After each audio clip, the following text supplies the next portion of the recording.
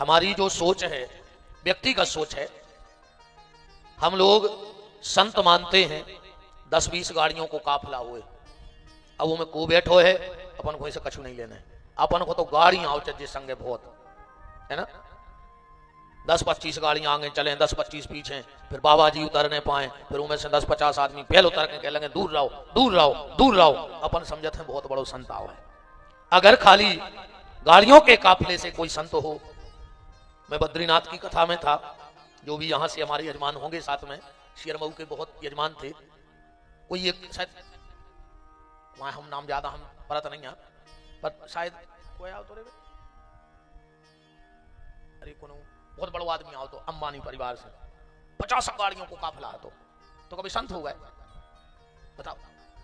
संत का मतलब ये नहीं है, जो चीज हमें सहजता में सुलभता में प्राप्त हो जाती है उसकी हम लोग कीमत नहीं जानते हैं। 2-3 घंटा खड़े रहो, धक्का मुक्की हो जाए तो अपन समझ लेते कि हम बहुत बड़े महात्मा से मिलके आए हैं, पर मेरी नजर में तो महात्मा वो है जो बिना आडंबर के हो और 32 साल से जहां कीर्तन बैठा हो। ऐसे पूज्य चरणों में मैं नमन करता हूं, वंदन करता हूं, प्रणाम करता हूं। और ये गौशाला ऐसे ही संतों से धन्य होगी। हमें बड़ी गाड़ी वाला संत नहीं चाहिए, बहुत ताम झाम वाला नहीं चाहिए। हाँ, मुझे भगवान के भजन वाला महात्मा मेरी श्रद्धा शुरू से रही है। आप सब यजमानों की तरफ से और गौशाला परिवार की तरफ से मैं आपको महाराज जी प्रणाम करता हूं। आपने हम सबको धन्य किया यहाँ करके, और आप सबका ऐसे ही देखो अब 5 दिन में क्या होता है, कैसी कैसी मूर्तियों के दर्शन होते हैं, ये तो गैया मैया जाने, और बुलाया भी गैया मैया ही ने ऐसे संतों को है। आज हम लोग द्वितीय दिवस के मंगलमय सत्र में प्रवेश करने वाले हैं। आप सबसे इस दास का फिर वही निवेदन है, इस मानव जीवन में जितना अधिक से अधिक हो सके भगवान का नाम ले लेना, क्योंकि जीवन का सार भगवान का नाम है, बाकी सब बेकार है। अगर इस जीवन में किसी के साथ कुछ जाएगा तो भगवान का नाम जाएगा, बाकी सब यहीं पड़ा रह जाएगा। और सबका सार भगवान का नाम है। भगवान के नाम के बगैर कोई कार्य प्रारंभ नहीं होता। आप लोग सुबह से पूजा भी कर रहे हो, हमारे आचार्य पूजन करा रहे हैं, तो सीधे मंत्र तो बोलते नहीं होंगे कि बैठे और इन्हें अपने वेदों के मंत्र चालू करें। सबसे पहले अगर पूजा प्रारंभ भी होती होगी तो हमारे आचार्य जी कहते होंगे ओम केशवाय नमः, ओम माधवाय नमः, ओम नारायणाय नमः। यहीं से कराते हैं पूजा के, नहीं कराते? तो कर्मकांड भी अगर प्रारंभ होता है तो भगवान के नाम से। हम जब किसी अच्छे कार्य का संकल्प लेते हैं तो उसमें बहुत कुछ बोला जाता है, तिथि नक्षत्र मुहूर्त, पर सबसे पहले पंडित जी क्या कहते हैं यजमानों से? 3 बार विष्णु बोलो, कहते कि नहीं कहते? फिर पंडित जी शुरू करेंगे विष्णुर विष्णुर तदा विष्णुराज्ञा प्रवर्तमानस्य अद्य ब्राह्मण तुति प्रार्दे श्री श्वेत वाराह कल्पे। ये तो लंबा चौड़ा मंत्र है, हमें जितो आत तो हमने बोल दो। ये क्या है महाराज जी, हरे बोल है। निवेदन प्रारंभ सिर्फ भगवान के नाम से है और अंत भी भगवान के ही नाम पे है कि नहीं है? आखिरी में एक ही शब्द बोलेंगे, राम नाम सत्य है। बोलेंगे कि नहीं बोलेंगे? बड़े बड़े आदमों की मरबे में गई हुई हो, आज तक सुनी कि 4 4 व्हीलर सत्य हैं, 6 मकान बना लेते भी सत्य हैं, 100 एकड़ जमीन छोड़ गए भी सत्य हैं, 500 एकड़ जमीन पे कब्जा करो वो सत्य है, 5 करोड़ बैंक में धर गए वो सत्य है। आखिरी में क्या कहेंगे? राम नाम सत्य है। इसलिए भगवान का भजन करो। और ठाकुर जी ने आपसे मांगा क्या है? ठाकुर जी ने क्या मांगा आपसे बताओ? गुरु और गोविंद, गुरु और गोविंद। ये तुमसे क्या चाहते हैं? ये तुमसे सिर्फ समय चाहते हैं। क्या चाहते हैं? समय। इनको समय दो। अगर बहुत व्यस्त जीवन है, समय नहीं भी मिलता, तो समय में से समय दे दो। जितना तुम्हारे पास समय है उतने समय से भी अपने गोविंद को समय दो, परमात्मा को। अलग से समय निकालने की आवश्यकता नहीं है। करते कर्म करहु विधि नाना, पर मन राखो जहां कृपा निधान। पहले आप लोगों ने देखा होगा, आजकल तो कुआं खुद वो ही बंद हो गए, सरकार ने बंद करा दिया। कायसम जी माताएं धमकी देती कि अगर मायके ने जान दो हम कुआं में कूद के मर जाए। सरकार ने पूरे कुआं पुरवा दे, नल लगवा दे, घर घर जल योजना नल योजना करवा दी। कारण अब कोई माता जी नहीं कहत कि अगर हमें मायके ने जान दे तो हम नल की टोटी में मार जाएं। सरकार बहुत सुरक्षा कर रही है माताओं की, हाँ कर रही है कि नहीं कर रही। पहले जब माताएं कुएं पे पानी भरने जाती थी, 1 मटकिया 2 मटकिया 3 मटकियां रख लेती और 2 ही हाथ नीचे रहते, बगल वाली से बात भी कर रही, रास्ता में निगत भी जा रही, पर मन कहां है? मटका पे।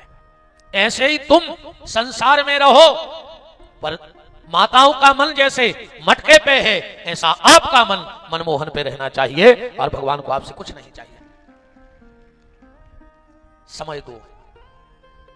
जब तुम भगवान को समय दोगे तो एक तो तुम्हारे जीवन में गलत समय आएगा ही नहीं, और अगर किसी प्रारब्ध के कारण जीवन में कुछ गलत समय आ गया तो जिसने गोविंद को समय दिया है, जिसने गुरु को समय दिया है, तो तुम्हारे बुरे वक्त में गुरु और गोविंद दोनों तुम्हें समय दे देंगे। और जिसके साथ गुरु और गोविंद दोनों इकट्ठे हो जाएं, उसकी कौन बिगाड़ कर सकता है जीवन में।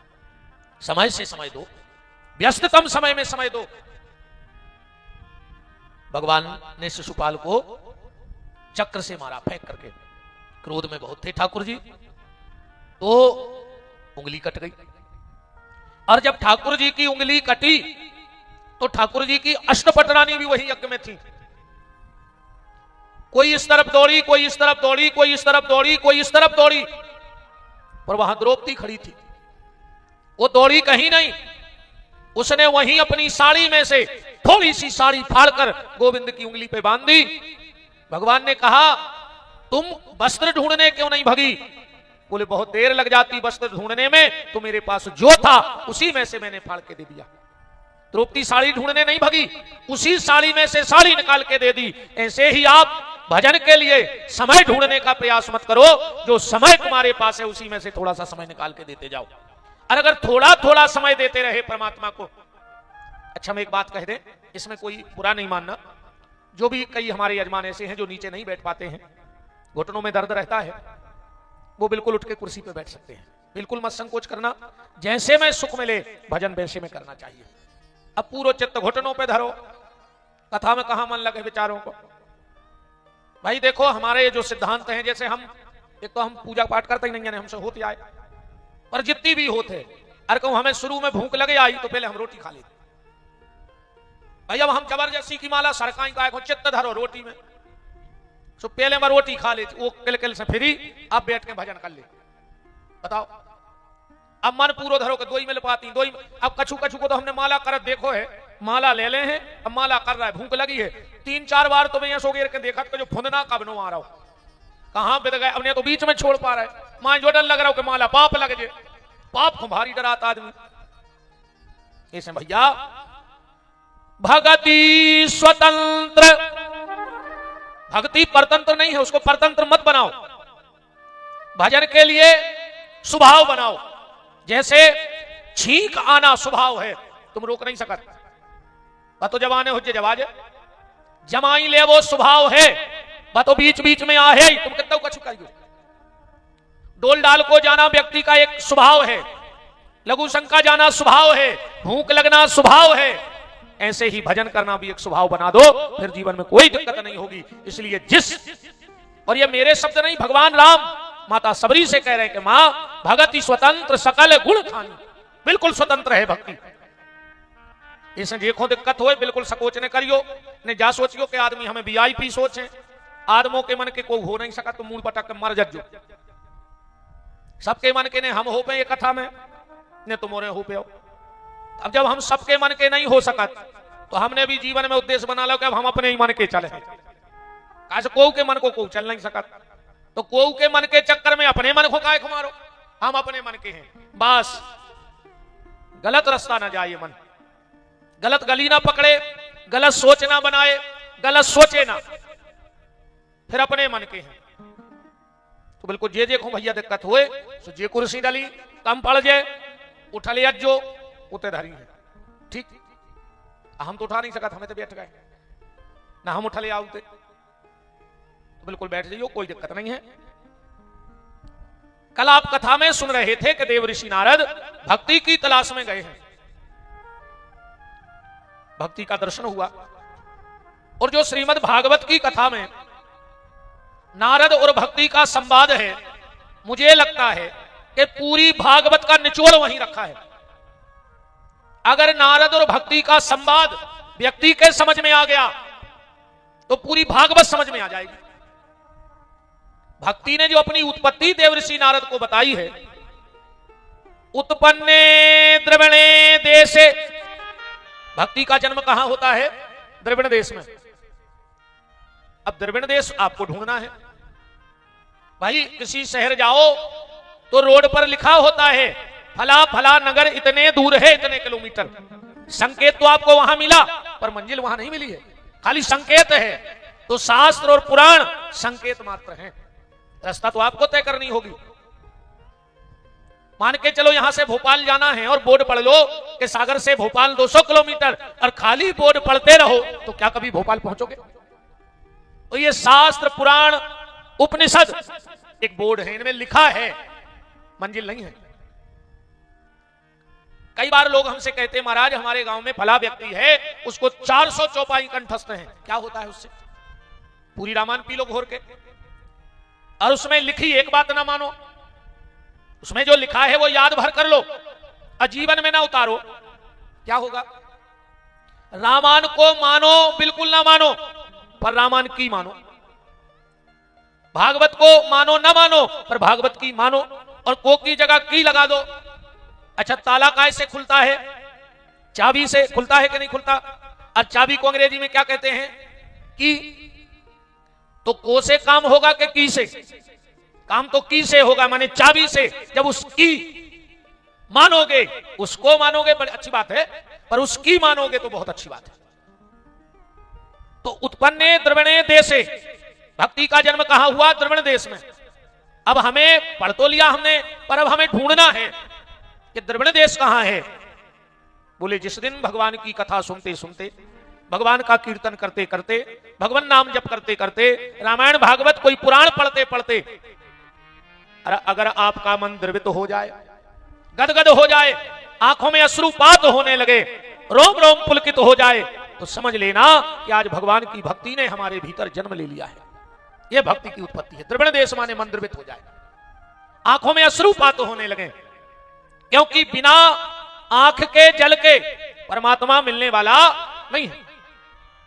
जिस पर तुम हो रीझते क्या देते रघुवीर, और रोना धोना सिसकना और आहों की पीर। जिसे जीवन में एक बार प्रभु का प्यार मिलता है, उसे बस आंसुओं के हार का उपहार मिलता है। न पूछो दिल की बेखुदी का हाल, न तन से प्राण जाते हैं, न प्राणाधार मिलता है, न जाने उनसे क्या क्या बात होती है। राजौरिया जी ठीक है? यही है ना स्थिति साधक की। न जाने उनसे क्या क्या बात होती है। हृदय के तार से जब हृदय का तार मिलता है, और छल छलाती हैं आंखें सुनकर के नाम इनका, ठाकुर जी का, छल छलाती हैं आंखें सुनकर के नाम इनका, उसी इंसान में मुझे मेरा सांवरा सरकार मिलता है।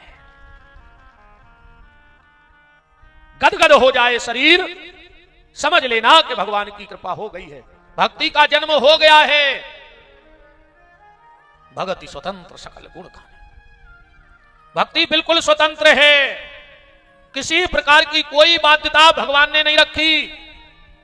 पर आंखों में जल होना चाहिए, बिना जल के कोई काम नहीं बनेगा।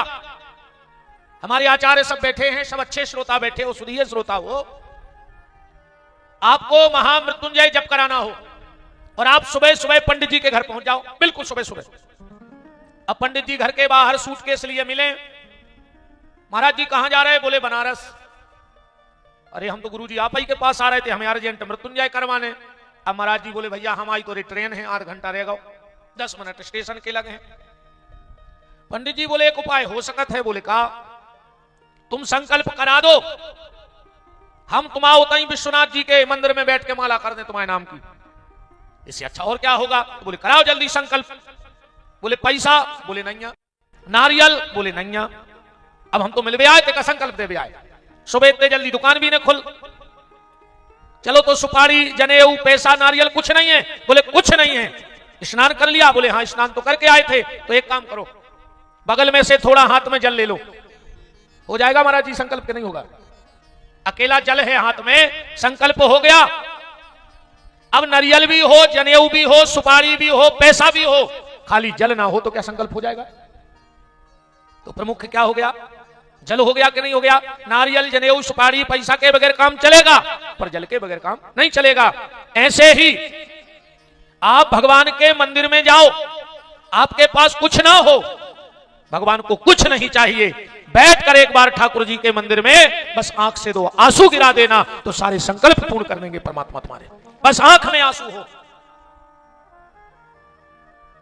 और अगर आंख में आंसू का नहीं आ तो समझ लियो कि वे सब बेकार ही चला रहा कैसा ही। आंख में आंसू होना चाहिए। आप शिव जी का अभिषेक करते हो, माता की आराधना करते हो, राम जी की साधना करते हो, भगवान कृष्ण की उपासना करते हो, आप जो वस्तु भगवान को चढ़ा रहे हो वो तुम्हारी नहीं है। दूध तुमने बनाया, दही तुमने बनाया, फूल तुमने बनाया, जल तुमने बनाया, बेलपत्र तुमने उगाया, क्या तुम्हारी सामर्थ्य है? वो तो भगवान की बनी बनाई वस्तु है और तुमने ले जाके उन्हीं को अर्पण कर दी। तुमने क्या समर्पण किया परमात्मा को? तुम्हें सिर्फ एक चीज प्रकट करनी है शरीर में, और वो है भाव का जल, आंसू।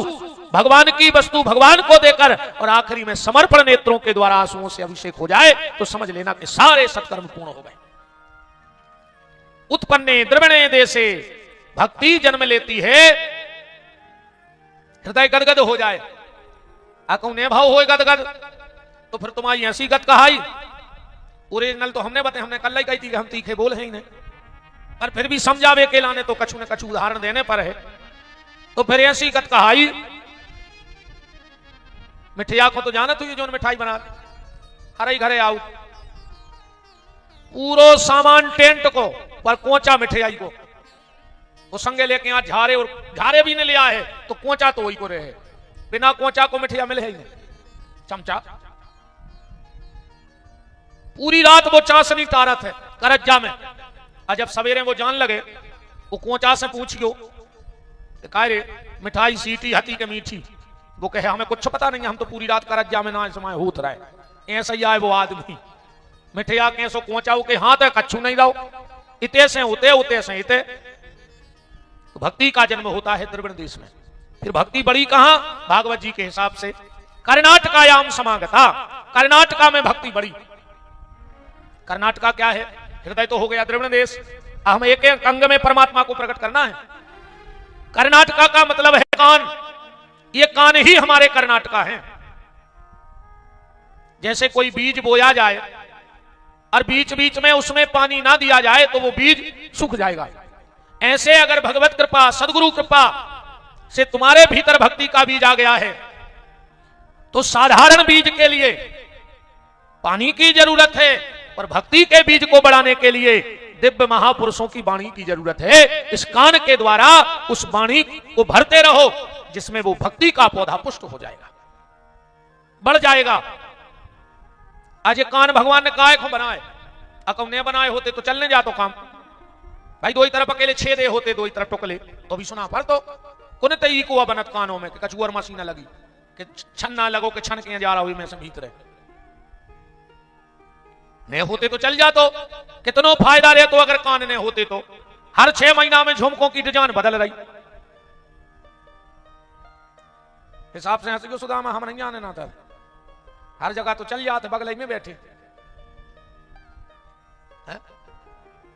हर 6 महीना में झुमकों की डिजाइन बदल रही, क्यों? कान ने होते तो कितनो पैसा बचतो आदमी, कोई दिक्कत ही नहीं आती।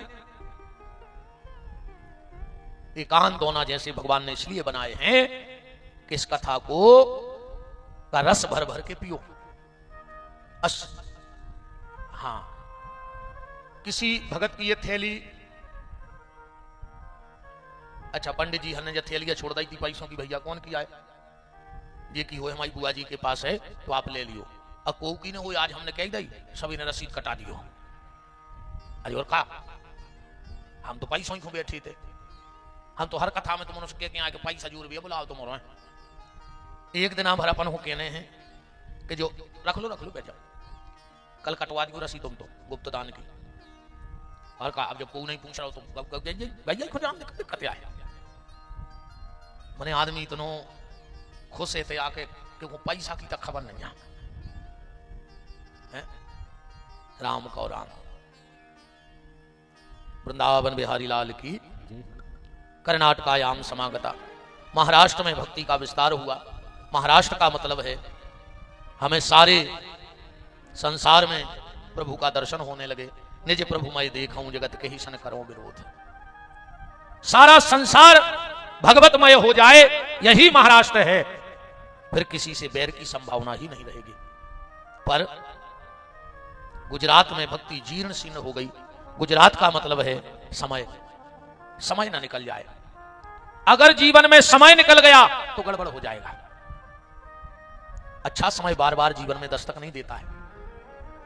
अच्छा समय बार बार नहीं आता है। खराब समय बार बार आता है, पर अच्छा समय जीवन में 2-4 बार ही आता है। और अगर उस समय की हमने कीमत कर ली तो आने वाला पूरा समय हमारा सुंदर होगा। पर हम उस समय की कीमत नहीं करते।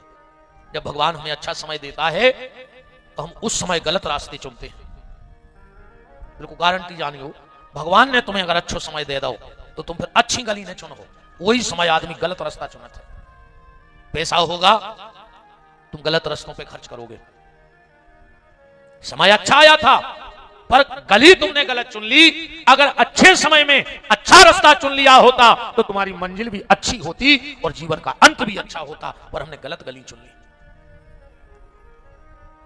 तो समय को मत निकलने देना, क्योंकि जीवन में जब समय भगवान कभी कभी अपने कृपा के द्वार खोलता है। कभी कभी मंदिर के दरवाजे पुजारी खोलता है। मंदिर के दरवाजे भगवान नहीं खोलते। मंदिर के दरवाजे खोलने का काम पुजारी का है। तो मंदिर का दरवाजा तो रोज खुलता है, पर कृपा का दरवाजा परमात्मा का कभी कभी खुलता है। और ऐसा ना हो जाए कि जिस दिन वो हमारे लिए कृपा का दरवाजा खोले उसी दिन हम मंदिर न जाएं, उसी दिन हम न जाएं। इसलिए समय को मत निकलने देना। अच्छा समय आए तो रास्ते भी अच्छे पकड़ना, अच्छा समय आए तो काम भी अच्छे करना। पत्नी अच्छी होए, पति अच्छो होए, परिवार अच्छो होए, भैया भैया में सुमत होए, तो जितने अच्छे काम हैं सब कर डालियो। अब ही कर ले। कहा पता समय कभी पलटी खा जाए। फिर आदमी गलत काम करत नहीं है, ये तो हो जाते हैं। जब खराब समय आते, ऊंट पे बैठे आदमी को कुत्ता काटत है। हाँ, ऊंट पे बैठे आदमी को बताओ कि तो ऊंचो ऊंट है तो कुत्ता मनो काट खा। इसलिए अच्छा समय जब आए तो अच्छे काम कर डालो। नारद जी भक्ति के पास पूरी जानकारी ली। ज्ञान वैराग्य को ठीक करने के लिए बद्रिक आश्रम गए हैं। अहो नारद धन्योसी वृत्ता नाम श्रोमणि। कथा तय हो गई हरिद्वार में। नारद जी जजमान बन गए। 4 भैया कथा करने बैठे। सनक, सनंदन, सनातन और सनत कुमार। जैसे ही कथा प्रारंभ होने लगी, देव ऋषि नारद ने खड़े होकर के कहा कि भैया कायेन वाचा मनसा भी। जिसने जीवन में कभी किसी का भला ना किया हो, कभी किसी को एक लोटा पानी भर के ना दिया हो, कभी किसी से 2 अच्छे शब्द ना बोले हो, कभी किसी का अच्छा ना सोचा हो, क्या वो भागवत की कथा सुन ले तो उसकी मुक्ति हो जाती है? देव ऋषि नारद के प्रश्न पर चारों भाई बोले, नारद व्यक्ति पाप कर्म करते करते मर गया और उसके नाम से भी अगर कथा हो जाए तो उसकी भी मुक्ति हो जाती है। अगर उसके नाम से भी कथा हो तो मुक्ति हो जाए। नारद जी ने कहा कोई प्रमाण? बोले प्रमाण है। क्या? बोले धुंधकारी की कथा। आत्मा देवे पुरे तस्मिन। आत्मदेव नाम का ब्राह्मण था, पत्नी का नाम था धुंधली, बड़ी क्लिष्ट महिला थी। और संत मलुकदास जी कह रहे हैं कि अगर घर की गृहस्थी की गाड़ी को ठीक ठाक चलाना हो तो पति पत्नी दोनों का अच्छा होना बहुत जरूरी है। अगर एक भी गड़बड़ हुआ, अब पत्नी भारी पूजा करे, भारी दान पुण्य करे, अकम घर वारो सुंगरा बनो, नाली में डरो हो डिंडू में का करे खबर नहीं देते। वो स्वभाव बन गया खराब। हम भारी कथा हम खबर करके कर रहे हैं, जाने के नहीं। 2-3 भीतर बैठे हैं बता भी बारी कि जब बात दबाओ जा कहो, जा दबाओ जा कहो। पति और पत्नी को कैसे होना चाहिए देखो, अगर पति पत्नी के बीच में तर्क होगा तो वो घर नरक होगा। सीधे सीधे सूत्र पकड़ना।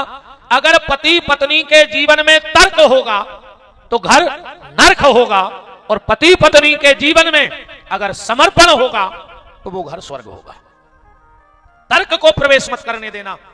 एक व्यक्ति कबीरदास जी के पहुंचो, बोले कबीरदास जी, हमने सुना है कि तुम पति पत्नी में कभी झगड़ा नहीं हुआ। कबीरदास जी बोले आज तक नहीं भाव। बोले इसका कोई मंत्र वंत्र सिद्ध कर लिया क्या? पति पत्नी और लड़े ने बहुत बड़ी बात है। आज के पति पत्नी तो हो रहा है चूहा बिल्ली, दिन भर एक ही काम है। नहीं है, हालांकि शब्दों में बहुत सुधार भाव है आज के समय में। आजकल तो घर बारे से कहने लगी जानू, क्या कहते हैं? जानू, और की एक ना मानू, तो कहा के जानू बताओ। कबीरदास जी से कहा इसका क्या कोई मंत्र है? कबीरदास जी बोले तुम्हें चाहिए? बोले हां। जेठ का महीना, दिन के बज रहे 12, कबीरदास जी सूत काट रहे थे। बोले देखने हम पति पत्नी में झगड़ा काहे नहीं होता? मंत्र? बोले हां। कबीरदास जी बोले सुनती हो? भीतर से आवाज आई हां। बोले थोड़ा सा लालटेन जला के ले आओ। बोले क्यों? बोले हमें सूजी में धागा डालना है। जेठ को महीना, दिन के 12 बज रहे, बाहर बैठे धूप में और लालटेन मंगा रहे। पत्नी आई, चुपचाप लालटेन जला के रख गई, भीतर चली गई। कबीरदास जी बोले बस ये में झगड़ा नहीं हुआ हमारों में, हमने लालटेन मंगाओ, बधर गई बस। अब तुम कल गौशाला में तो कही होता न जगह मुक्ति जाने रोके संगे, जब दोपहर की भंडारो पावे जाओ तना पत्नी से कज्जो के तना टार्च दियो हम भोजन करे आए, और तुरंत कहे कि कैंप लगो है देखो वाले का, तो वही फूट गई। क्या कह देखियो कल तन्ना दिन में जब कैंप में जान लगो आंखें चेक करवावे, सोता से जहां भी रोके हो कहियो तन्ना मोबाइल की टार्च जला दियो 12 बजे दिन में। तो बाल बच्चे संगे आए हमें तुरंत कहे घर वाली के दादा को जल्दी दिखवा दो कि तो फूट गई। जे को 12 बजे टार्च चाहे ने, और अगर घर वाली कह देवे कि तुम्हारी का दो ही फूट गई, भागवत के पहले कल महाभारत हो जाए दो जनों। कबीरदास जी ने कहा हम लोग कभी तर्क नहीं करते, हमने लालटेन मांगा उन्हें जला के धर दो बस, जो तो खेला ही।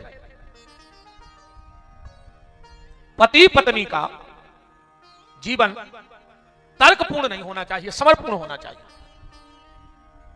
एक संत का नाम सुना होगा आपने, सतीश भैया, वाचस्पति, बहुत बड़े ग्रंथकार भाई वाचस्पति जी। जब उन्होंने ग्रंथ लिखा, वो ग्रंथ में भी ऐसे डूब गए कि उनकी शादी हो गई, उनको पता ही नहीं। मड़वा में पांव पखराई हो रही, वे ग्रंथ लिख रहा है।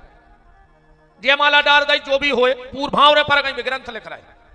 1 साल तक शादी के बाद घरे आए, ग्रंथ लिखत रहे।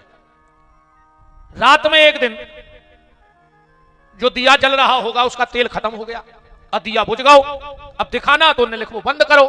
उनकी पत्नी आई और उन्हें दिया जलाया। वाचस्पति जी बोले पढ़ लेना, वाचस्पति जी बहुत विद्वान लेखक हुए हैं। जैसे ही दिया जला उजेला हुआ, बोले देवी तुम कौन हो? बोले हम आपकी पत्नी। बोले शादी कब हो गई हमारी? हमारी शादी कब हो गई? बोले 1 साल हो गया पूरा। बोले हमें पता नहीं है। बोले स्वामी आप तो ग्रंथ लिखत रहे मड़वाई में बैठे बैठे। वाचस्पति जी की आंखों में आंसू आ गए। अगर इस ग्रंथ में जितना योगदान मेरा है उससे लाख गुना योगदान तेरा है। तेरा नाम क्या है? बोले मेरा नाम है भामती। बोले आज से इस ग्रंथ का नाम ही भामती ग्रंथ हो जाएगा। यह पति पत्नी का समर्पण है। और तुम एक दिन धना ले आवो भूल जो बाजार से, कहूं कछु सौदा मंगाएंगे और तुम ले आवो भूल जो, तो तुम आओ ग्रंथ होता नहीं लिखो जे, तुम लिख पाओ चाहे नहीं लिख पाओ, ना तुम आओ लिखो जे गारंटी जानी।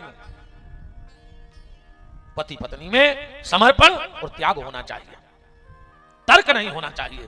आत्मदेव और धुंधली के बीच में सिर्फ तर्क था, और जिस पति पत्नी के बीच में तर्क होगा धुंधकारी उसी घर में जन्म लेगा, उसी घर में पलेगा।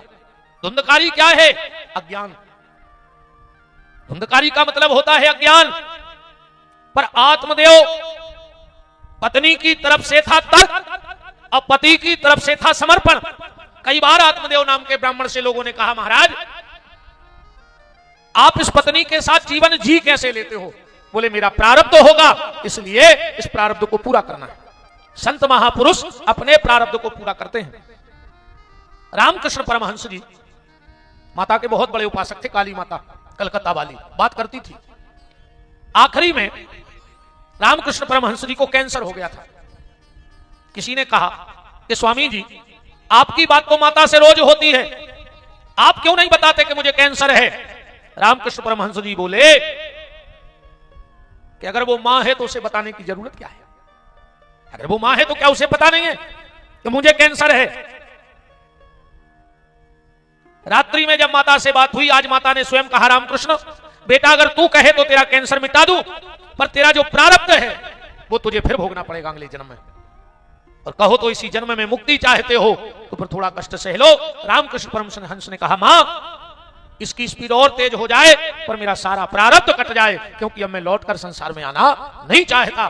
कई बार हमें लगता है बड़े बड़े संत महात्मा के जीवन में जब कष्ट आता है तो हमें लगता है ये तो स्वयं भजन करने वाले हैं, ये तो बड़े साधक हैं, पर इनके जीवन में कष्ट वो अगले जो प्रारब्ध के जन्म भी हैं, वो भगवत कृपा से इसी में वो कष्ट अपने काटकर परम धाम को प्राप्त हो जाते हैं, परमात्मा की चरण सेवा में चले जाते हैं। तो आत्मदेव जी ने कहा, ये मेरा कोई प्रारब्ध होगा जो इसी जन्म में कट जाए। पत्नी के रूप में देखो, भगवान सबसे प्रेम कर भी अलग अलग आ नहीं सकत। सुखा बन के आओ मां, हमारी जो मां है ना वो कौन है? वो भगवान है। क्यों? भगवान ही मां के रूप में हमसे प्रेम करने आता है। अच्छा, भगवान सबको दंड देवे भी नहीं जा सकता अलग अलग, सुपत्नी बन के आ गो नहीं? का भाई जजमान हरो ठीक कह रहा है हम के नहीं? अब इन्हें मटका मूल दद्दा हरो, अब सब देखने 5 दिन पूरे पर ये तैयार है। अब तो सब सही है बिल्कुल। राम का और राम, पत्नी को मतलब ही है पत्नी जो पति से रहे तनी तनी, खूब खर्च करवावे मनी, है ना? ये तो सब धर्म मूर्तियां बहने बैठी हैं मेरी, जो गौशाला में आधे से ज्यादा तो ईमानदारी बताएं कि हमारी बहन जी हरे खींच ले आई तो मोरो खाने तो मोने नहीं आउते भाभी, हम जानत है पूरी, आधे से ज्यादा हमारी बहनें खींच ले आई हैं तो मोरो को कि चलो एक तुम्हें तो लगे ही देते, चलो तुम तो कछु तो गरे दबे किया धरी दद्दा, देखो गरे दबे किया बेदे कछु माता जी हर के चक्कर में। अच्छी बात है, पत्नी का यही मतलब है, जो पति को पतन से बचाकर परमात्मा के रास्ते पे ले जाए वो पत्नी है। श्री वृंदावन बिहारी लाल की। नारद जी को कथा बताई जा रही है, आत्मदेव, धुंधली, धुंधकारी और गोकर्ण। पर एक बात को ध्यान से सुनना, धुंधली ने जीवन भर दूसरे की बुराई की, दूसरे की निंदा की, चुगली की, दूसरों से जलती रही, पर उसकी भी मुक्ति हो गई। धुंधकारी कैसा व्यक्ति है? भागवत जी तो आप उन्हें पढ़ते रहते हो, स्नान दान क्रियाहीनम सब हस्तेन भोजनम। महीनों से स्नान न करे तो धुंधकारी, महीनों से। आज जब स्नान न करे तो मंदिर जावे की आगे की तो बात ही खत्म कर दी। यहां तक लिखा है कि सब हस्तेन भोजनम, सबके हाथ पे रखा हुआ भोजन कर लेता था। अब सब पे रखा हुआ भोजन को हाथ पे कौन सा भोजन है? पिंडा। पिंडा इधर ही जात मुर्दा के हाथ पे, ये मरघटा में जाके पिंडा खाया तो ये भागवत जी में लिखो है। उसे कहीं भी कही जा बात कि कम से कम तुम अपनों ख्याल नहीं कर रहे तो बिल्कुल नहीं करो, पर तुम इतने योग्य पिता की संतान हो, कम से कम पिताजी को नाव बचा ले। बोले हमने कहा करो? बोले तुम मुर्दा के हाथ पे रखो, पिंडा खाया है। धुंधकारी बोलो कि पिंडा तो ठीक, हमें पैसा मिल जाए तो हम मुर्दा तक खा जाए। प्रेत बन गया, पर उसका उद्धार कैसे हुआ? उसका उद्धार हुआ गोकर्ण जी से। और गोकर्ण जी का जन्म कैसे हुआ? एक सन्यासी के द्वारा फल आत्मदेव को दिया गया। आत्मदेव जी ने वो फल दिया अपनी पतली धुंधली को, पर धुंधली ने नहीं खाया। वो फल उसने गैया मैया को खिला दिया, और गैया के गर्भ से गोकर्ण जी का जन्म हुआ है। तो ऐसे महान प्रेतात्मा धुंधकारी का भी उद्धार गौ माता ने नहीं, खाली गौ माता के बेटे ने कर दिया। और जिसपे गौ माता की कृपा हो जाए उसका कोई पितर कभी अधोगति को प्राप्त हो ही नहीं सकता है।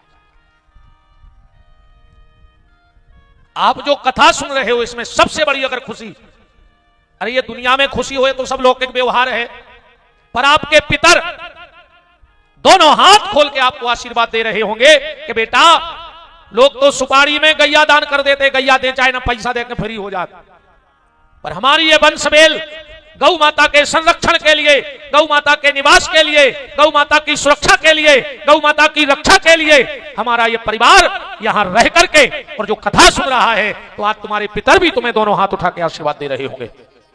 कोई पितर दोष शेष नहीं रहेगा, कोई तुम्हारे वंश में अधोगति को प्राप्त नहीं होगा। 7 पीढ़ी का भला करके जा रहे हो आप लोग, 7 पीढ़ी का। और फिर मैं निवेदन करूं, यहां जरूर एक बार अपने पितरों का स्मरण किया करो कथा में बैठे बैठे एक बार, जिनके माता पिता ना हो, किसी की पत्नी नहीं है, किसी का पति नहीं है, कई बार बच्चे भी माँ बाप के सामने चले जाते हैं, सबकी एक बार याद करना कि हे परमात्मा, हमारे वंश में जो नहीं रहे हैं उनको अपने चरणों में निवास देना गौ माता, और गौ माता की ही आवाज भगवान सुनते हैं। जब जब पृथ्वी पे अत्याचार बढ़ा, चाहे रामावतार हुआ हो, चाहे कृष्णावतार हुआ हो, पर भगवान आए किसके बुलावे पे? गौ माता के बुलावे पे। रामायण उठा के पढ़ो, पृथ्वी गैया का रूप लेके भगवान के पास गई। भागवत उठा के पढ़ो, पृथ्वी ही गाय का रूप लेकर के गई, क्योंकि जब पृथ्वी भी चीत्कार करने लगी और भगवान ने न सुना, तो पृथ्वी ने सोचा कि भगवान तक मेरी आवाज सिर्फ गैया मैया के माध्यम से जा सकती है, इसलिए गाय का रूप लेके गई और गोविंद को आना पड़ा। गोकर्ण जी का जन्म गौ माता के गर्भ से हुआ, पूरा शरीर इंसान के जैसा था, कान गैया के जैसे थे।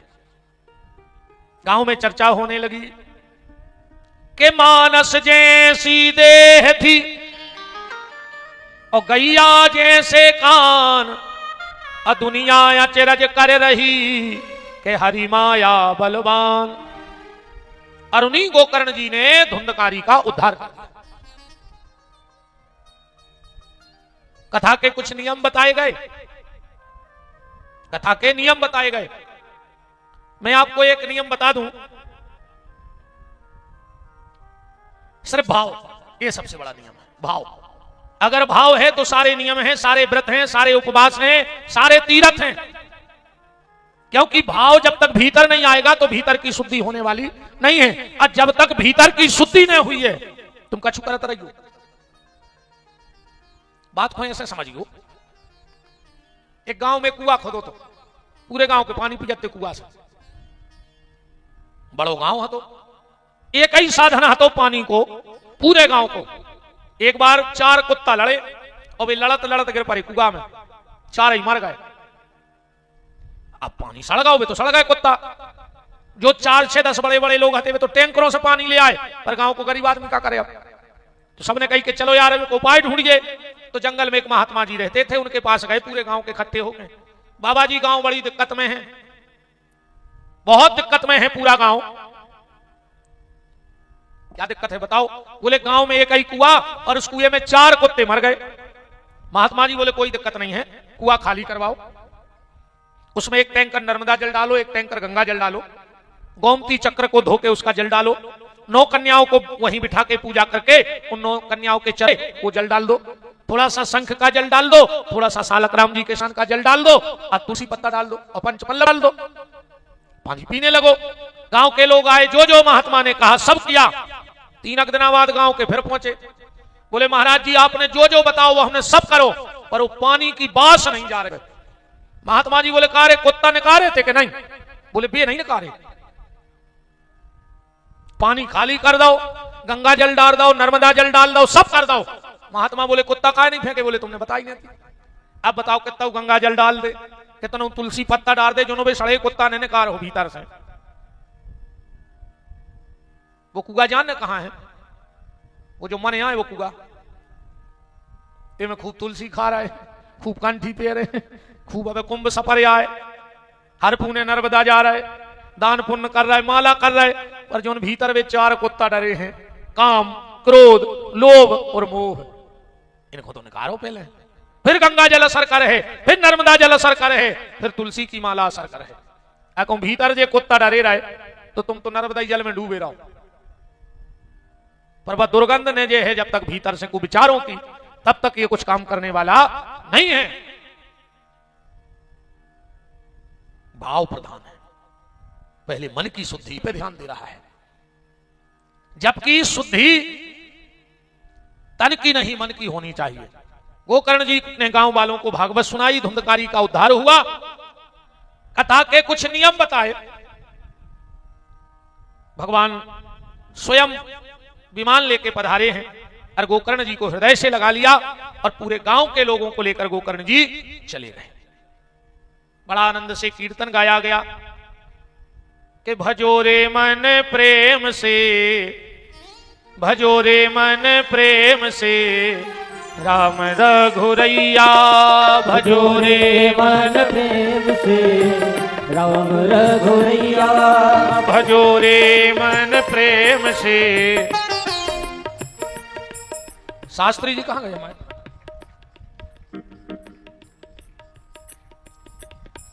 देवेश जी विदाई हो गई थी। जी जी बस।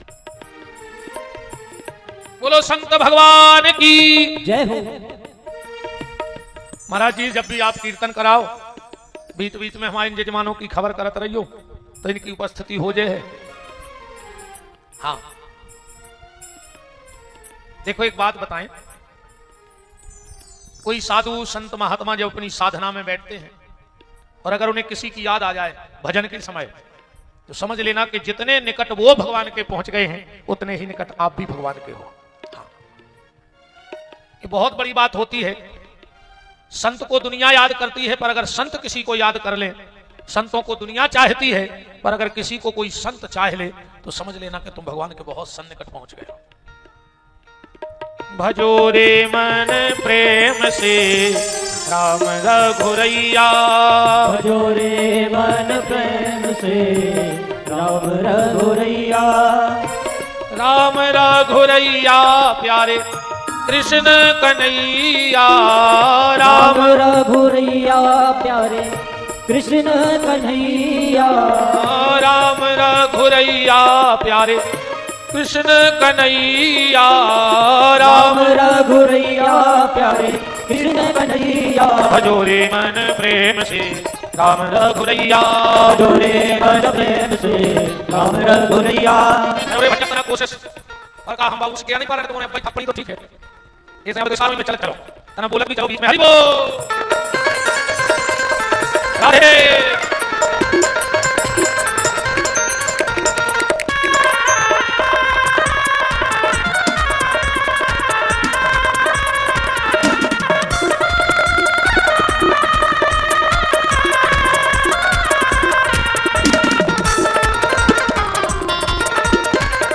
ईमानदारी करने में तो हम कहीं देते हैं तो आनंद लेकर लूट ले आपको तो रूप पाओ आनंद ठिकानों में नहीं रहे केहू की बुलाने लगता है यहाँ अब अगले साल अपना नंबर लग जाए और अपनी बुलाने लग जाए पूरा ठिकाना में कहीं सब बुलाने लगे लगे कोई नहीं करेगा ये बड़ा बात इसे अपने ले आओ इसे अब वाले ओके ले अब हमारी बुला दे अब वाला बुला दे इसे आ रहे हैं इसे बुला ले आपको पास में बुला छोड़ दे इसमें किसी के नहीं भजो रे मन प्रेम से राम रघुरैया,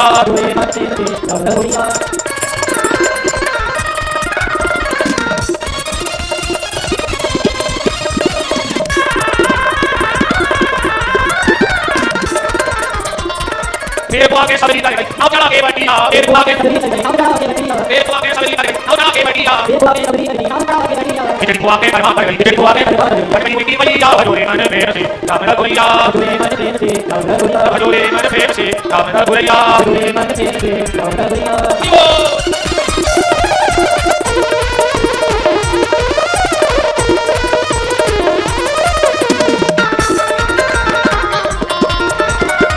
राम रघुरैया प्यारे कृष्ण कन्हैया, राम रघुरैया प्यारे कृष्ण कन्हैया, राम रघुरैया प्यारे कृष्ण कन्हैया, राम रघुरैया प्यारे कृष्ण कन्हैया, भजो रे मन प्रेम से राम रघुरैया, भजो रे मन प्रेम से राम रघुरैया, भजो रे मन प्रेम से राम रघुरैया, भजो रे मन प्रेम से राम रघुरैया, भजो रे मन प्रेम से राम रघुरैया, भजो रे मन प्रेम से राम रघुरैया, भजो रे मन प्रेम से राम रघुरैया, भजो रे मन प्रेम से राम रघुरैया। बोलो गौ माता की। जय हो। तुमने तो आनंद लूटो अब जिंदगी को, अगर तुमने जिंदगी का आनंद न लूटा तो सांसें एक दिन तुम्हारी जिंदगी लूट लेंगी। एक एक पल हम लोग मौत के करीब जा रहे हैं, एक एक पल। अब समय बहुत कम बचा है, कोई भी सांस आखिरी हो सकती है। आखिरी सांस निकले उसके पहले जीवन का आखिरी काम कर लो, और वो है भगवान का भजन, और आनंद ले लो इस जीवन का, लूट लो। तुम नहीं लूटोगे तो एक दिन तुम लुट जाओगे, कुट जाओगे, और आखिरी में मिट जाओगे, हाथ में कुछ नहीं रहेगा। इसलिए खूब आनंद लूटो जीवन का। सूत जी महाराज सोनक ऋषियों से कह रहे हैं कि और बताओ क्या सुनना चाहते हो। बोले अब हम ये सुनना चाहते हैं कि परीक्षित को श्राप क्यों हुआ। महाभारत का बिल्कुल अंतिम दिन था। सूत जी महाराज कह रहे हैं दुर्योधन के एक गलत निर्णय के कारण इतना बड़ा विनाश हो गया, इतना बड़ा विनाश। अच्छा, भगवान से किसी ने पूछा कि प्रभु जब आप वहां थे, आप तो महाभारत का युद्ध रोक सकते थे, आपके हाथ में तो सब कुछ था।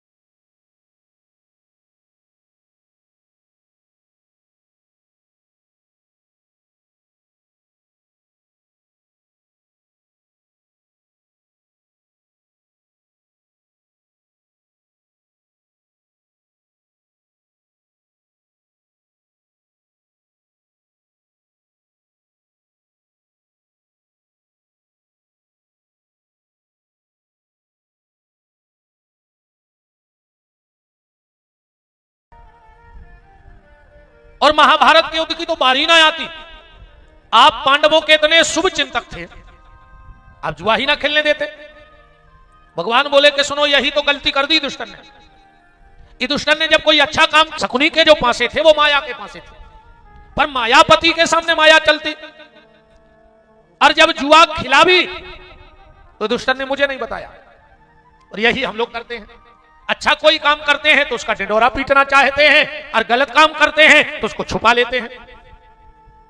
लगभग लगभग सब किसान बैठे हैं, जब बोनी होती है तो जो बीज जमीन के भीतर चला जाता है वो अंकुरित हो जाता है, और जो बीज मशीन से ऊपर फेंक जाता है उसको पक्षी चुन लेते हैं। तो हम धर्म को ऊपर फेंकते हैं, ये दुनिया के पक्षी उससे चुन लेते हैं, बट जाता है, और पाप कर्म गड़ा के रख देते हैं तो उसका वृक्ष बन जाता है।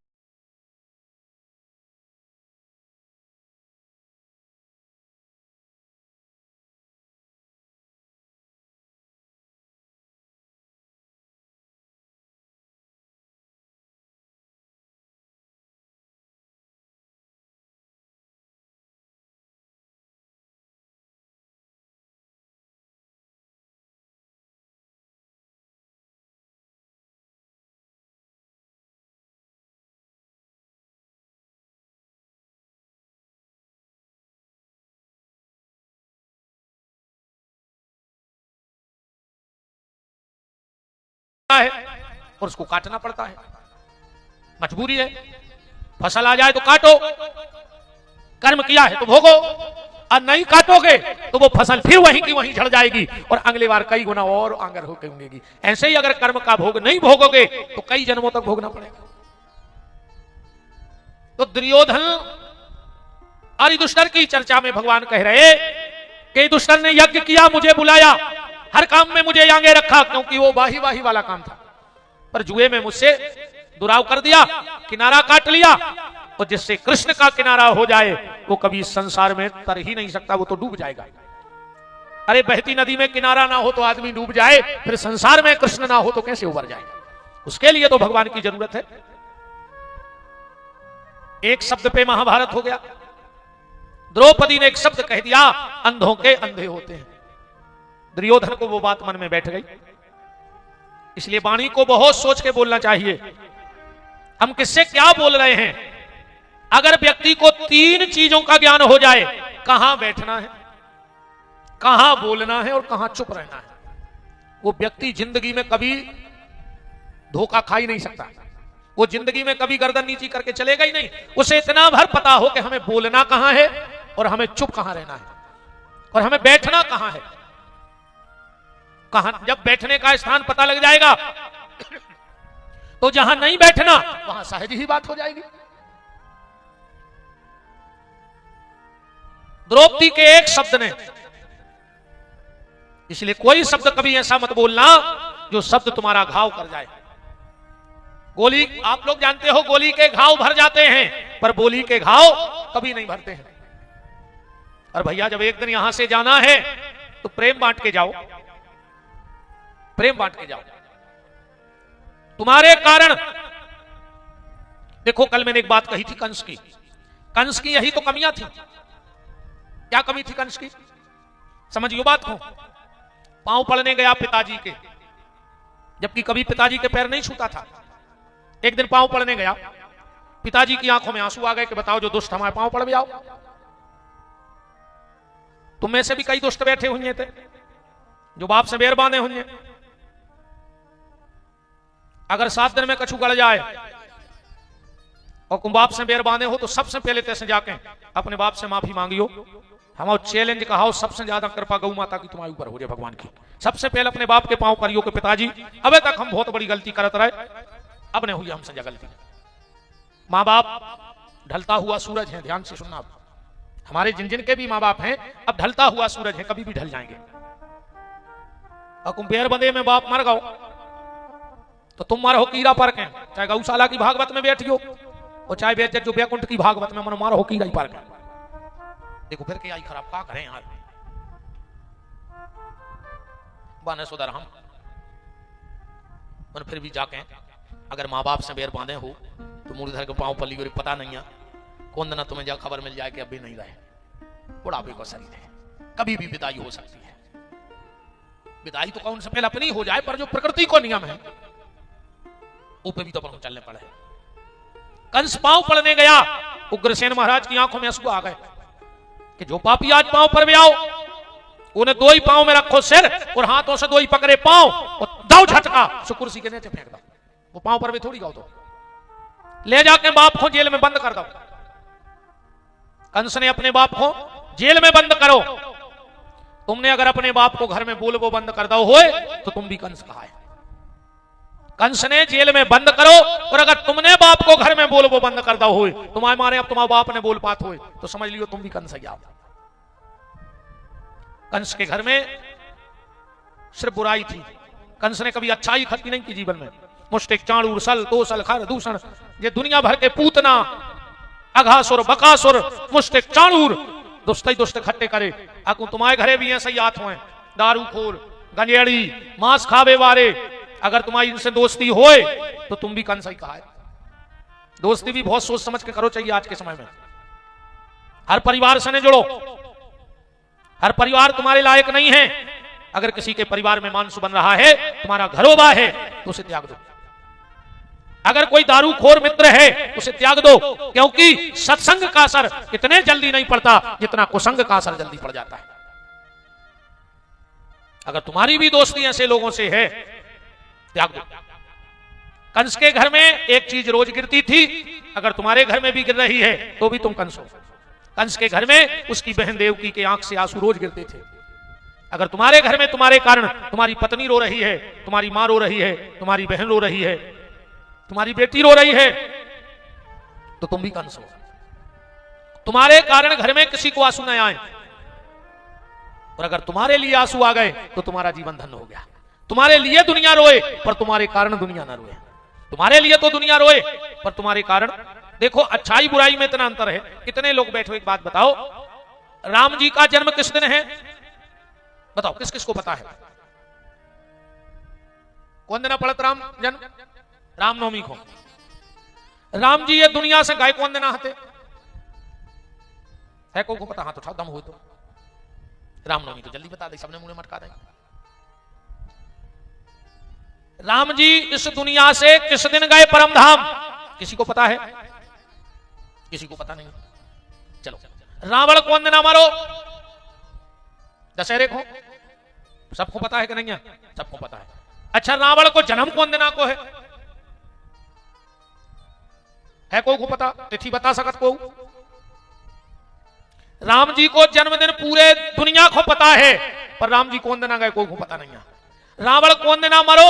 पूरी दुनिया को पता है, पर रावण को जन्मदिन कौन दिन है को पता नहीं है। हमें भी पता नहीं है ना, हम मंच सुने तो हमें चीथन लगो कि हमें तो बताई दे गुरु जी।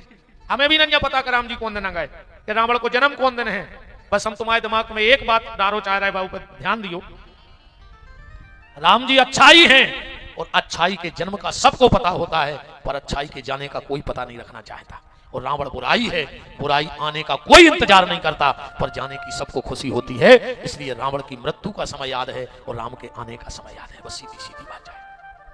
राम के अच्छाई कौन चाहता है कि हमारे घर से अच्छाई चली जाए? इसलिए हम वो दिन से का लेने जो दिन अच्छाई जाए, वो बुराई जो दिन जाए, वो दिन सबको पता है कि चली जाए बस जल्दी। इसलिए रावण की मृत्यु का पता है। निवेदन राम का राम। तो तुम्हारे कारण किसी की आंख में आंसू न आवे, और तुम्हारे लिए किसी की आंख में आंसू आ जावे, तो समझ लेना कि तुम्हारा जीवन धन्य हो गया। कंस के कारण लोगों को आंसू आते थे, तुम्हारे कारण भी किसी को आंसू आते हैं, तो तुम भी कलयुग के कंस हो। दुर्योधन की जंघा भी हमने तोड़ दी, अधर्म पे धर्म की विजय हो गई। भगवान पांडवों को लेकर उत्सव मनाने चले गए, और यहां पर अश्वत्थामा ने जाकर के द्रौपदी के 5 पुत्रों को मार डाला। 5 पुत्रों को मारा। द्रौपदी आई, बड़ी रोई, चीखी चिल्लाई, और क्यों ना रोए, मां है साहब। 3 दिना नो त्रिया रोवे, 6 महीना नो भाई, अजन्म जन्म नो माता रोवे, कर गए आस पराई। भगवान ने कहा, देवी बहन तुझे पुत्रों के जाने का दुख हो रहा है? द्रौपदी ने कहा, नहीं भैया, आना जाना तो लगा है।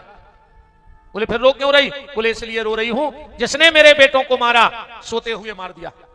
अगर जागते में मारता तो आखिरी में मेरे बेटे तुम्हारा नाम ले लेते तो उनकी मुक्ति हो जाती। भगवान ने कहा, धन्य है बहन, तुझे बेटों के जाने का दुख नहीं, नाम नहीं लिया इसका दुख है। जाओ तुम्हारे पुत्रों को सायुज्य मुक्ति प्रदान करता हूं। अर्जुन ने जाके अश्वत्थामा को पकड़ा,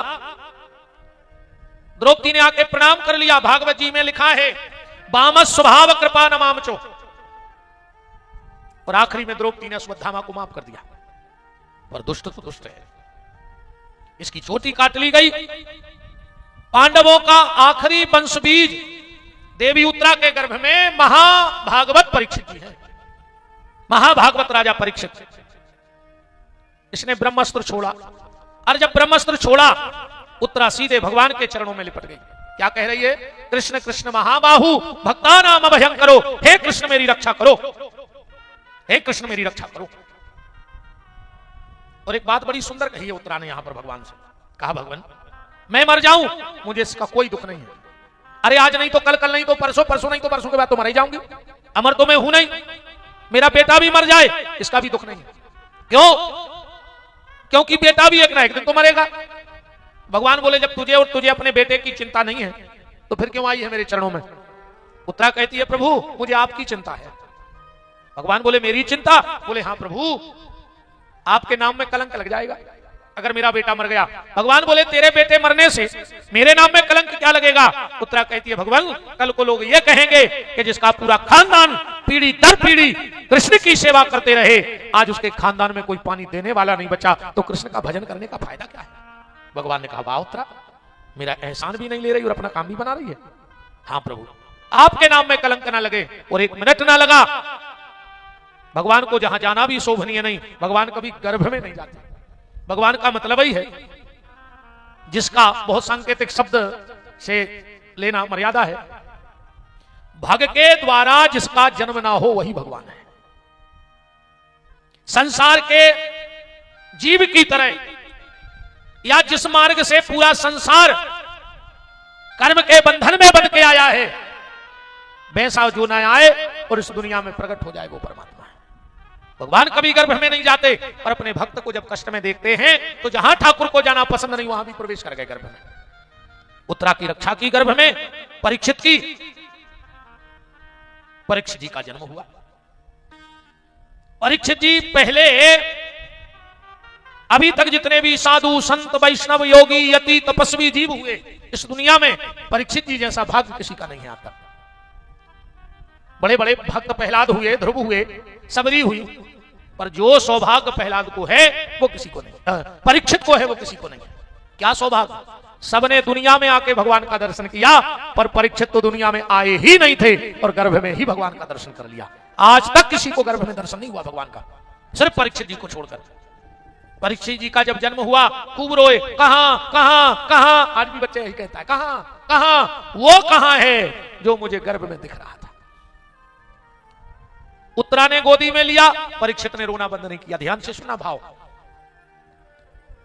सबने गोदी में लिया, परीक्षित जी और तेज तेज रोए जन्म पे, पर जैसे ही दादी द्रौपदी ने अपनी गोदी में लिया, परीक्षित जी बिल्कुल शांत हो गए, रोना बंद। सिर्फ द्रौपदी की गोदी में चुप रहते थे, बाकी सबकी गोदी में जाके रोते थे। द्रौपदी की गोदी में जाएं, द्रौपदी की साड़ी पकड़े, मुंह में दबाएं, आंख बंद करके न जाने कौन सी चिर समाधि में चले जाएं। और 2-2 घंटा पड़े हैं, घुटनन घुटनन चले तो द्रौपदी के पास, चलने लगे तो द्रौपदी के पास। द्रौपदी कहीं खड़ी हो जाएं, परीक्षित जी जावे, उनकी साड़ी को पल्लो पकड़े, मुंह में दबावे और दीवार से टकेरे में 2-2 घंटा। और किसी की साड़ी ना खाते थे, सिर्फ द्रौपदी की। जब 8-9 साल की अवस्था परीक्षित की हो गई, एक दिन द्रौपदी ने पूछा, बेटा परीक्षित, तू किसी और की साड़ी मुंह में क्यों नहीं चबाता, सिर्फ मेरी साड़ी पकड़ के क्यों चबाता है और 2-2 घंटे आंखें बंद करे रहता है? परीक्षित की आंखों में अश्रु आने लगे और जवाब सुनना परीक्षित का। कहा दादी, जिसको मैंने गर्भ में देखा था ना, मैंने सुना है एक बार वो तेरी साड़ी बन के आया था। तू जो भी साड़ी पहनती है वही साड़ी मैं मुंह में दबा के चखता हूं कि वो साड़ी कौन सी है जो कृष्ण बन के आए थे। मैं उस साड़ी को ढूंढ रहा हूं दादी, जो परमात्मा बन के आया था, बस उसी का स्वाद रस लेना चाहता। परीक्षित जी का जन्म हुआ, बड़ा उत्सव मना और भगवान पहुंच गए कुरुक्षेत्र में, जहां भीष्म पितामह पड़े हैं। बार बार भगवान को देखकर भीष्म अपनी आंखों की पलकें गिरा रहे हैं, आंखों से अश्रु बहा रहे हैं। भगवान ने कहा दादा रो रहे हो? कहा नहीं माधव, मैं रो बिल्कुल नहीं रहा हूं। ये जो आंखों के आंसू गिर रहे हैं ना, ये आंसू आपके चरण धो रहे हैं। और बार बार जो मेरी पलकें गिर रही हैं ना, वो आपके पांव पड़ रही हैं। भीष्म ने कहा प्रभु, या तो व्यक्ति भाग्यशाली होता है या दुर्भाग्यशाली, पर मेरे दोनों इकट्ठे हो गए, भाग्य और दुर्भाग्य। भगवान बोले दादा ये कैसी बातें कर रहे हो? बोले हाँ, मेरा भाग्य देखो भगवान, मैंने प्रतिज्ञा की थी कि जब सूर्य उत्तरायण होगा तो प्राण त्यागूंगा। आज मेरे सामने 2-2 उत्तरायण खड़े हैं, एक तो सूर्य उत्तरायण हो गया और आप भी उत्तरा के गर्भ में चले गए, तो आपका नाम भी उत्तरायण हो गया। एक बार तो उत्तरा ने भगवान से पूछ लिया हास परिहास में, माधव मैं तुमसे कौन सा रिश्ता रखूं? भगवान बोले क्यों? बोले एक तो आप हमारे मामा ससुर हो, उत्तरा के भाई है ना भगवान, और उत्तरा का बेटा है अभिमन्यु है, हाँ परीक्षित, अभिमन्यु और उत्तरा के पुत्र है महाराज परीक्षित। और भगवान के भांजे हुए नहीं हुए? तो अब ये बताओ, आपसे मैं मामा ससुर कहूं? भगवान बोले बिल्कुल कहो। तो उत्तरा बोली कि प्रभु एक दूसरा रिश्ता और बन गया आपसे, बोले क्या?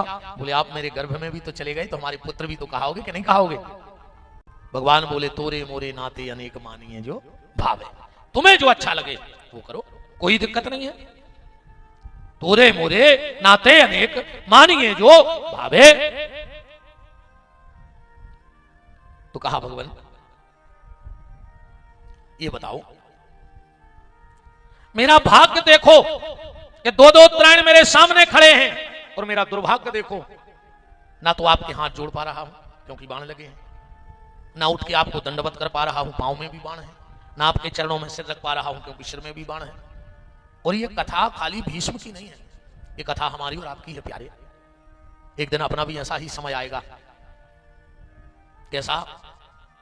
तुम चाहोगे भी तो भगवान के मंदिर नहीं जा पाओगे, क्योंकि जब तक बुढ़ापा पांव में बाण मार देगा। कीर्तन में ताली भी बजाना चाहोगे तब तक बुढ़ापा हाथों में बाण मार देगा। तुम उठ के भगवान को सिर भी झुकाना चाहोगे तब तक ये बुढ़ापा सिर में भी बाण मार देगा। इसलिए जब तक पांव चल रहे हैं दौड़कर भगवान का तीरथ कर डालो, जब तक हाथ चल रहे हैं माला कर लो, ताली बजा लो, खूब नाम संकीर्तन कर लो। जब तक ये सिर झुक रहा है तब तक माता पिता, बड़ों के, संत, गुरु, ब्राह्मणों के चरणों में झुक लो, क्योंकि कोई भरोसा नहीं है भैया। जो जी ऊँट हल रहे हैं, जो सीताराम सीताराम कह ले, आय बाय अब बक रहे हो, बात तो तुम बाद में भी आय बाय बाय बाय करते रहे हो। तन्नक सवेरे पता लगा थे मोहल्ला में, बोले का है? बोले आज भी नहीं दिखाने, कहीं हवा लग गई, सिगर मऊ गए हैं। सिगर मऊ के बीच जजमान बैठे हैं, कहीं कहा कहीं सिगर मऊ गए हैं। जब माँ नहाए से तो रात में अच्छे मिले थे, जब माँ से लौटे जब चाप जो ठिकाने पे बैठ रही है, जो भजन कर ले रहे, एक झटका को खेल आए कहूँ ऐसी हो गई। इसलिए जब तक जो शरीर काम कर रहा है तो भजन कर डारो दद्दा रहो। तकिया पे ऐसे गर्दन लुढ़क गई, अकू नाती पोतों ने देख ली तो सीधी कर दें, न लटकाए लटकाए मर जाओ। बताओ अच्छा। अरे भैया बहुत विचार करवे की बातें हैं रे, को की कच्चू नहीं चले, सब ज्ञान पानी हर को ज्ञान चूल्हे में धरो रहते, कुछ न कर सको तुम, एक झटका को खेलिया है। अच्छे अच्छे बुद्धिमान झिल्ली बीनत फिर रहे, बोरी लाई ऐसी गर्मी में 14-14 बुस्कटें फेरे हैं और बोरी टांगे हैं और झिल्ली बीनत फिर रहे मेलों बाजारों में हो। इसे ही अभिमान में तो रज्जो ही ना कि हम नेरे तो को कागज बनवाऊं ने सर्वे करवाऊं ने कि तुम ठीक हो के नैया ने वो आधार कार्ड लिंक करवाऊं ने होते तो एक आंख की पलक गिरी हो खेल भाव। इसे वो की आंख की पलक टेढ़ी तुम पे हो जाए, वो के पहले तुम शरीर से टेढ़े हो क्योंकि चरणों पे गिर परियो, वो की पलक ने गिर पाए और तुम गिर परियो भगवान के चरणों में, तो बेड़ा पार है प्यारे। बहुत दुर्दशा उतरी बुढ़ापे में। इसे अब ही से बुढ़ापे को भजन धल्ले हो तो इस संसार को तुम भजन नहीं लगे, भजन वही को लगत जिन्हें बुढ़ापे को भजन इकट्ठो नहीं करो आए। भीष्म ने भगवान के मुखमंडल का दर्शन करते करते प्राणों का प्राण किया। अंतिम इतना तो कर न स्वामी, या फिर मुझे पूज्य नागर जी का ये भजन बहुत अच्छा लगता है कि अंत समय प्रभु आना पड़ेगा, अंत समय प्रभु आना पड़ेगा, अंत समय प्रभु आना पड़ेगा, अंत समय प्रभु आना पड़ेगा। आए न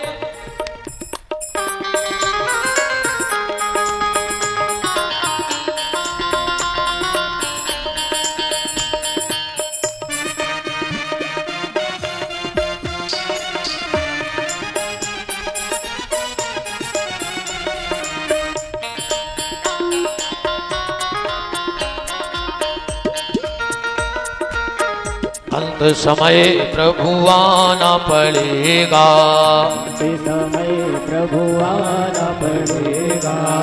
मौसम गात जाओ ना, जमा है जम लुआवे। भगवान कहे जब गौशाला से लिखो जा रहे हो तो कहे हमें कौन कौन खुलवावे जाने, जब तो तुम मूंग ना बने बैठे थे। इसे बोलो भक्त की लाज बचाना पड़ेगा, भक्त की लाज बचाना पड़ेगा। अंत समय प्रभु आना पड़ेगा, अंत समय प्रभु आना पड़ेगा। अंत समय प्रभु आना पड़ेगा, अंत समय प्रभु आना पड़ेगा। आए आए न आए कुटुंब हमारा, आए न आए कुटुंब हमारा, आए न आए कुटुंब हमारा, आए न आए कुटुंब हमारा, आए न आए कुटुंब हमारा, आए न आए कुटुंब हमारा। नाथ अनाथ के आप सहारा, नाथ अनाथ के आप सहारा। नैया को पार लगाना पड़ेगा, नैया को पार लगाना पड़ेगा, नैया को पार लगाना पड़ेगा, नैया को पार लगाना पड़ेगा। अंत समय प्रभु आना पड़ेगा, अंत समय प्रभु आना पड़ेगा, अंत समय प्रभु आना पड़ेगा, अंत समय प्रभु आना पड़ेगा।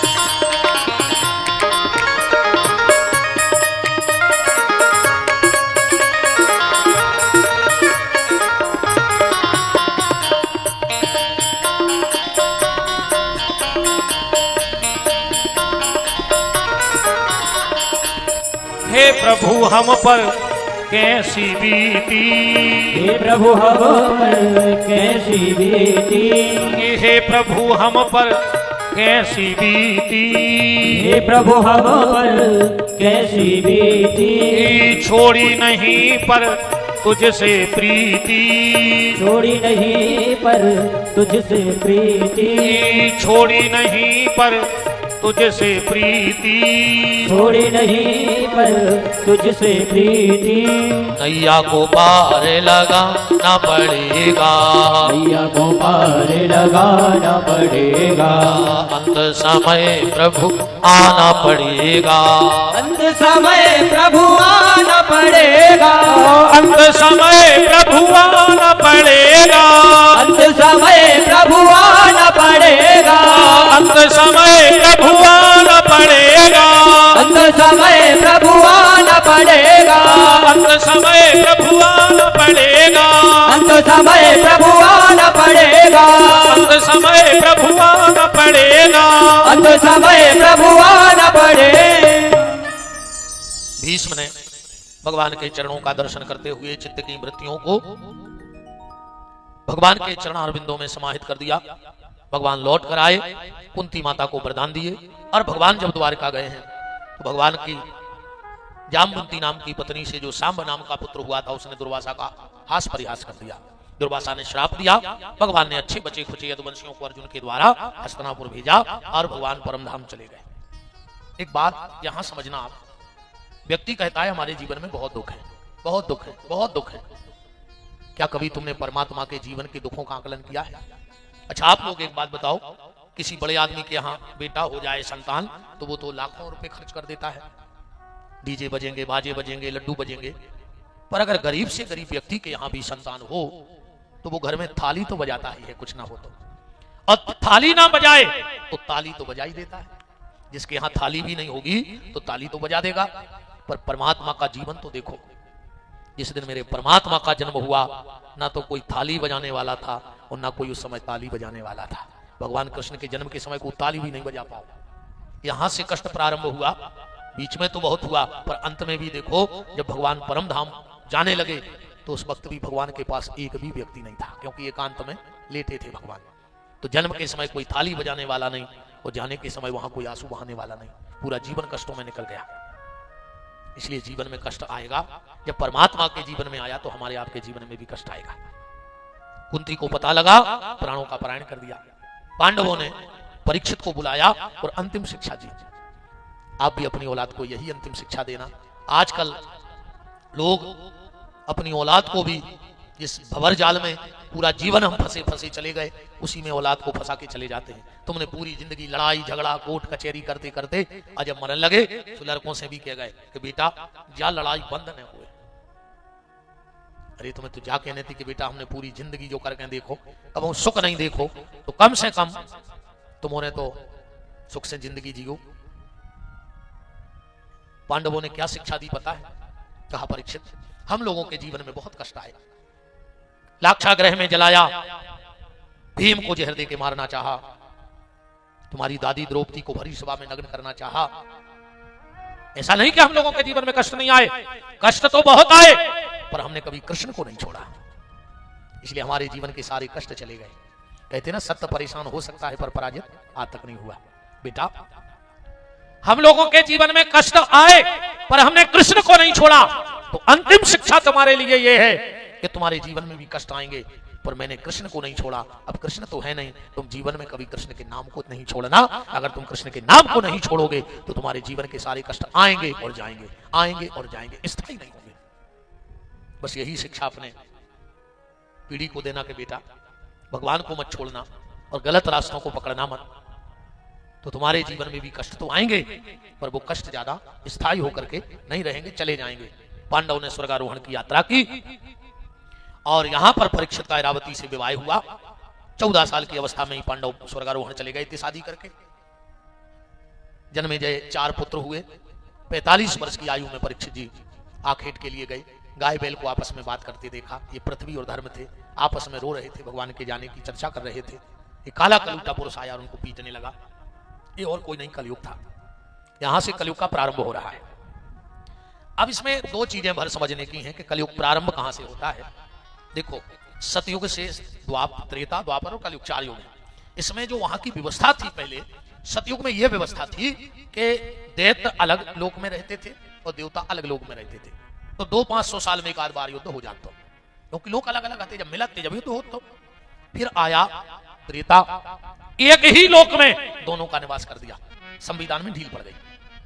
उसी लोक में राम और उसी लोक में रावण। फिर आया द्वापर, एक ही घर में 2 ही जन्म ले गए।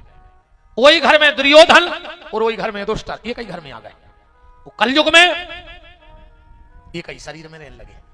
यही में देवता बैठे हैं, यही में राक्षस हैं। अब देवता राक्षस ढूंढने अपन को भी शरीर में कुआं, तो फिर उतना ही से लेन पकड़ो। सतयुग का जो राक्षस था वो था हिरण्याकश्यपु, कितना लंबा नाम। फिर आया त्रेता, नाम में थोड़े से शब्द कम कर दिए गए राक्षसों के। रावण 3 शब्दों को बचो, हिरण्याकश्यपु 5.5 शब्दों को, रावण 3 शब्दों को।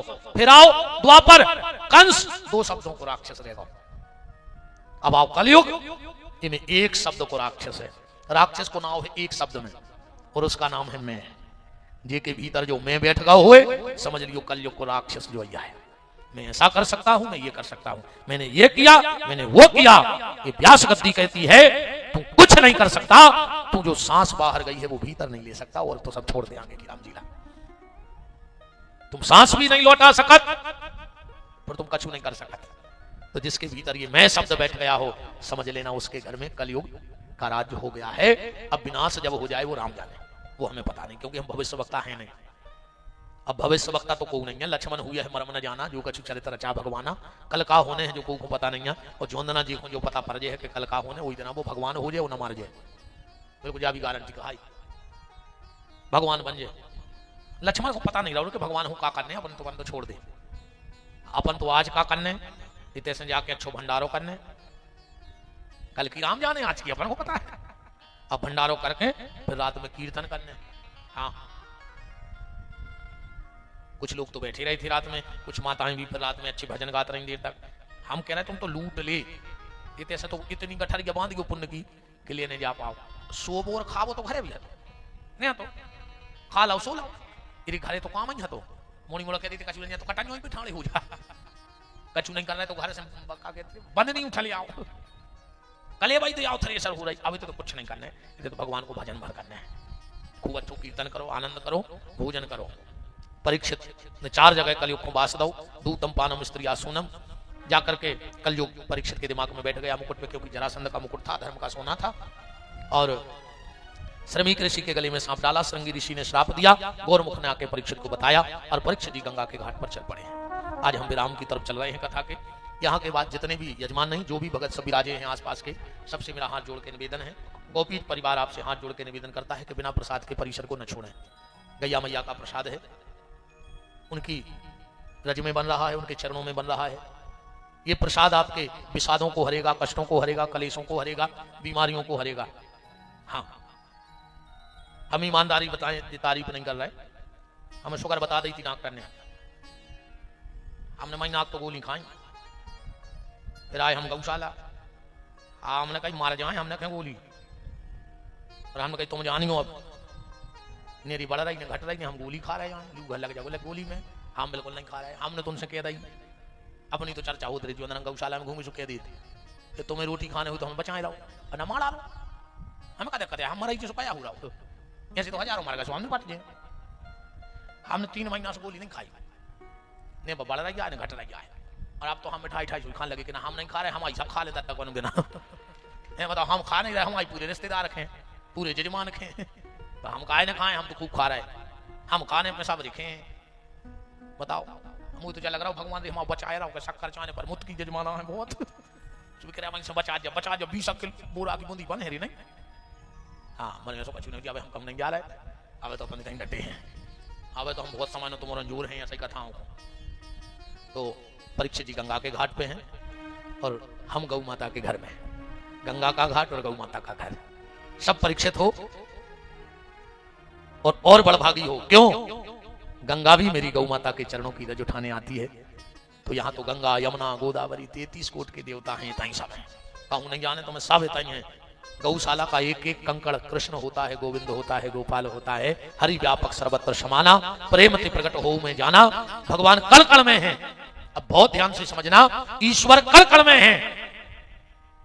प्रकट कहां होगा? हर जगह प्रकट नहीं हुए। अब एक ऐसे समझियो, पानी पृथ्वी की नीचे पानी पानी है, पृथ्वी के नीचे का है पानी पानी है, जमीन के नीचे। मनो प्यास लगे है तो इतना मुंह लगा के न पी ले। अब तुम जा भी नहीं कह सकते कि भट्टी के नीचे पानी नहीं है, मनो प्यास है तेने बुझ के मुंह लगा के माटी से सरूट ले। पानी पीवे तो कुगाई के जाने पर है, नल के जाने पर, टैंकर के जाने पर। ऐसा ही परमात्मा तो सब में है पानी की तरह, पर प्रकट कहाँ है? बोले प्रकट तो वो अपनी गैया मैया के पास में खड़ा है, गौशालाओं में खड़ा है। जो थोक व्यापार आए रे, तो थोक दुकानें आए पुण्य की, गोविंद की थोक दुकान, और थोक दुकान पे सामान सस्तो मिलत है, सोते तो ले लीजिए तो ले पाओ, बहुत सस्तो है थे कृष्ण, बहुत सस्तो। जोन चीज जहां बनत है या जहां रहत है वो तो बहुत सस्ती मिलत है, नहीं मिलत। आज एक बच्चा कह रहा हो तो जो भी हो, कौन अपने पिताजी से बोले, काय पापा जब गुरुजी अपने तो कथा में गए थे, जब अपन देख भी नहीं पाते, लगाने जाते, आज घेरों मिल रहे। हमने कही इतने थोक में हैं, इतने सस्ते हैं, कैसे ही ताई के हैं। ऐसा ही भगवान भी तो बहुत सस्ते में है, बस तुम पुकारियो तुम्हें कण कण में मिले है। सब भंडारा करके जाएंगे, क्रम आपको पता है, आज हम बता दें, और फिर हमारे वकील साहब तो आपको बताएंगे। मंच संचालन कर रहे दीपक पौराणिक जी। सुबह 8 बजे से पूजन है, फिर वही भोजन, कथा, और फिर शाम को बाध्यता नहीं है, जिनको बैठना हो कीर्तन करना, और जिनको नहीं बैठना हमारी तरफ से कोई बाध्यता नहीं है, पर खूब आनंद लूटियो। अब शेष चर्चा, और आज हमारे जबलपुर से कटारी जी, प्रीतम कटारी जी आरती में सम्मिलित रहेंगे, क्योंकि उनको किसी कार्यवश जाना है तो आरती में। और हमारे गौशाला के जो प्रथम भूमि दानदाता तो गोलोकवासी श्री लीलन सिंह जी, और दूसरे गौशाला के भूमि दानदाता श्री रामचरण दादा बरकोटी व सर्विस वाले, उनके पुत्र हल्लू भैया भी हैं, वो भी आरती में सम्मिलित रहेंगे। और हमारे सभी यजमान बंधु, हमारे जो लीलन सिंह जी के सुपुत्र हैं, ज्येष्ठ पुत्र श्री अरविंद सिंह